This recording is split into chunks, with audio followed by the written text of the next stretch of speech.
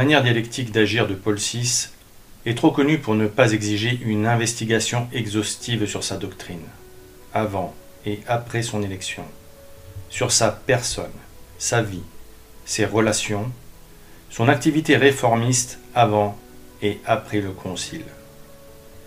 Si nous cherchons à devancer le jugement de l'histoire, c'est parce que nous nous trouvons en une crise dont l'urgente et impérieuse solution implique et exige de décrypter l'énigme inquiétante du pape Montini pour sauver notre foi catholique.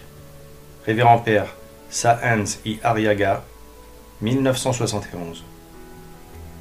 Si Angelo Roncalli, alias Jean 23, fut l'ennemi de l'intérieur qui a sapé les bases de l'Église, son poulain Giovanni Battista Montini, alias Paul VI, est celui qui a substitué aux sacrements les plus importants de l'Église, institués par notre Seigneur Jésus-Christ ressuscité, des rituels sacrilèges.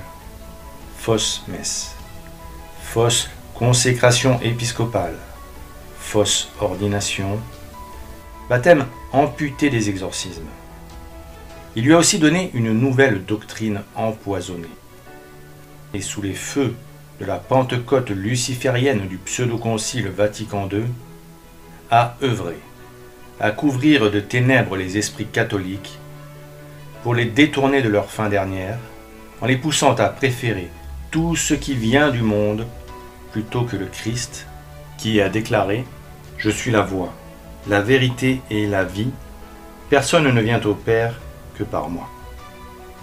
Accepter sa fausse messe, adhérer aux thèses de son conciliabule, aux actes qui en ont découlé, consolide la légitimité de façade de la secte qui éclipse l'Église catholique depuis plus de 60 ans et vient, en premier lieu, de ce que l'immense majorité des baptisés croient encore que Giovanni Battista Montini, alias Paul VI, fut un authentique vicaire du Christ, ce qui ne peut être.